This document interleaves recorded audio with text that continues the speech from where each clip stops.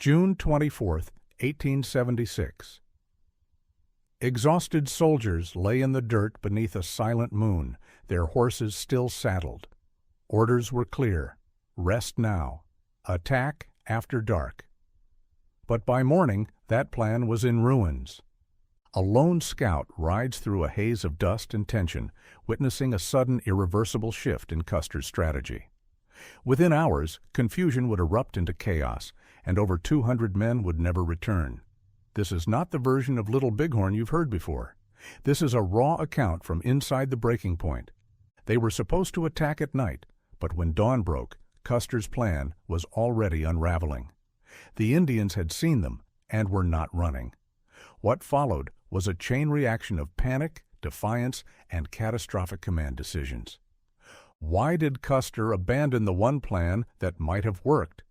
Was the enemy really fleeing, or were they drawing him in? And what did the men on the ground know that command refused to see? Although the brave George Armstrong Custer had a plan, a brutal, calculated plan. Under cover of darkness, his troops were supposed to strike, silent, swift, and deadly. But when dawn broke, everything went catastrophically wrong. And what followed would become one of the most infamous military disasters in American history. This is the untold story of the fatal decisions, the ignored warnings, and the desperate moments that turned a stealthy night raid into a slaughter in broad daylight. And at the center of it all, one question historians still debate. Was it arrogance or sheer incompetence that doomed Custer's men? Now here's where the story takes a dark turn, because when Custer's scouts reported back that the Lakota and Cheyenne had spotted them, that the element of surprise was lost, he faced a choice. Fall back and regroup, or charge ahead in daylight against thousands of warriors? What happened next would seal his fate. But the real controversy? The order that should have saved them, the one officer who might have changed everything, and the moment Reno's retreat turned into a bloody rout. Custer wasn't just outnumbered, he was outmaneuvered. And what you're about to hear from the men who lived through it will change how you see Little Bighorn forever. Stick around, because buried inside this forgotten story is the chilling moment when victory slipped away and fate became a massacre. But before we continue this harrowing account, I'd love to hear where in the world you're joining us from today. Drop your location in the comments, whether you're watching from the plains of Montana, the streets of London, or anywhere in between. If this glimpse into Custer's final campaign has gripped you, be sure to subscribe, because tomorrow I'll be revealing an even more shocking perspective from this historic battle that will change how you see these events forever.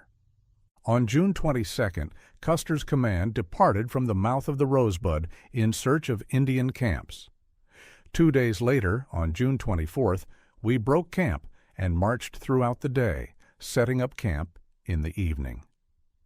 After the men had supper and grazed their horses, we resumed marching through the night until 4 a.m., when we finally halted. Though the horses remained saddled, the soldiers lay on the ground to get what rest they could. At this point, 2 Arikara scouts arrived with a report from Lieutenant Varnum, who had been sent ahead to scout and locate Indian camps. They informed us that a very large camp had been spotted in the Little Bighorn Valley, but the Indians had already seen us and were now fleeing. Custer ordered me to accompany him, along with the 2 Arikara scouts who had returned from Varnum, and 2 of our own scouts to rejoin Varnum. We reached Varnum around daybreak and saw a large, dark mass moving down the Little Bighorn, shrouded by a thick cloud of dust. We realized that this was a smaller camp positioned along the route to a much larger one further downstream, which led us to believe the Indians were in full retreat. Custer, with Varnum and the scouts, turned back quickly to rejoin the main column. About halfway there, we encountered Tom Custer leading the troops.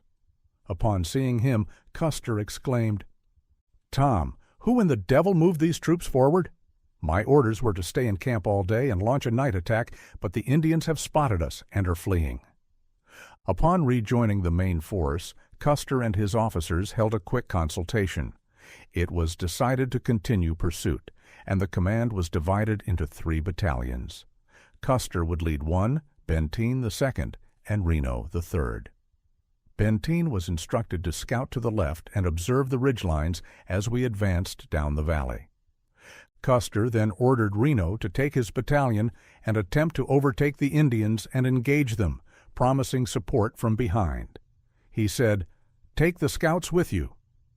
Reno advanced at a fast pace down the valley and reached the Little Bighorn. Until that point, we all still believed the Indians were in flight. When we arrived at the river crossing, I saw the Indians had reversed course and were preparing to fight. I alerted Reno to this development. He paused briefly before ordering the men forward. Recognizing the shift in the Indians' tactics, I immediately rode back to inform Custer. At a sharp bend, I encountered Lieutenant W. Cook, Custer's adjutant. "Gerard, what's going on?" he asked.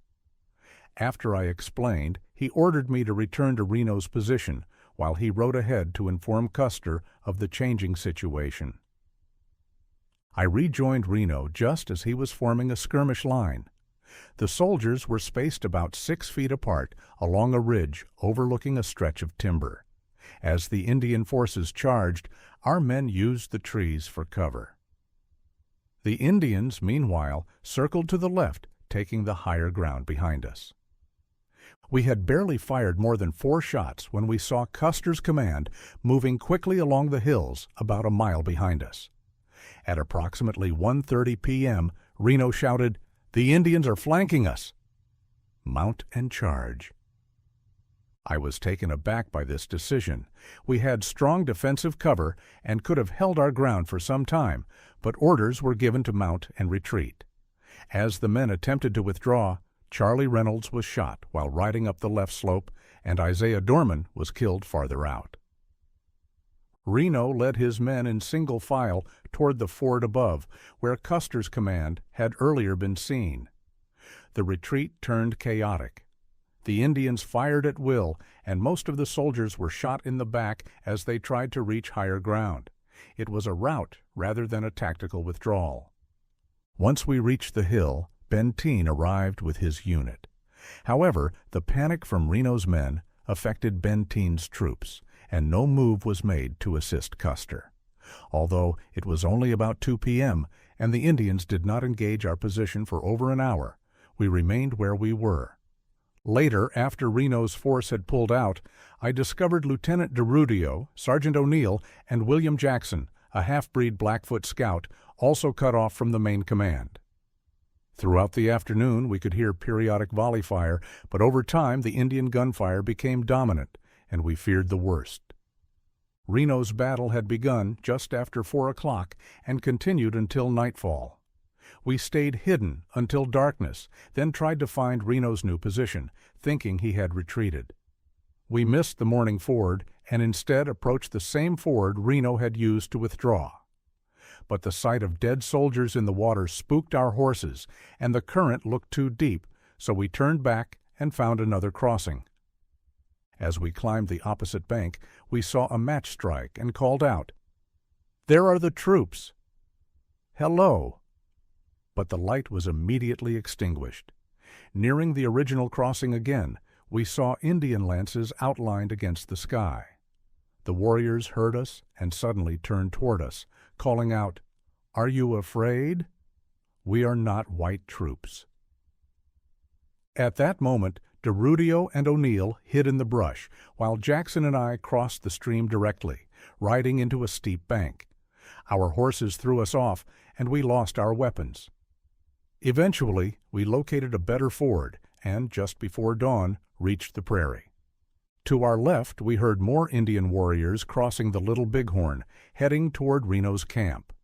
We galloped toward a patch of willows on the right and reached it moments before the Indians emerged from the water. We remained concealed there until nightfall. Around 11 a.m., we saw them launch an attack on Reno's position.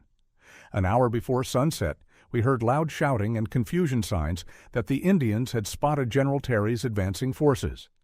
Some warriors rode off to alert their villages, while others withdrew upstream.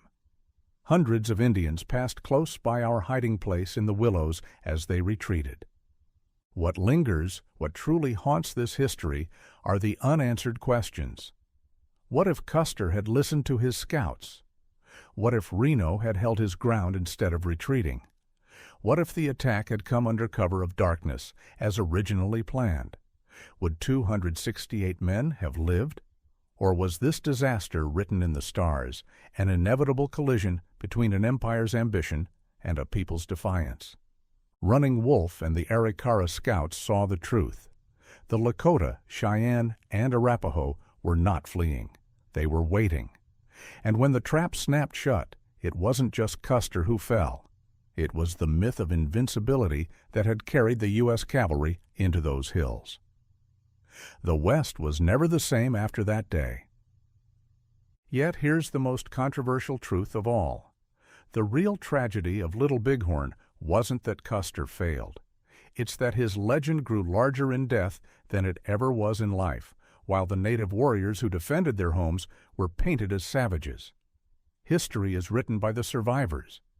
But what if we've been reading it wrong all along? Tell me in the comments. Was this a battle, an execution? And whose story have we forgotten in the shadow of Custer's last stand?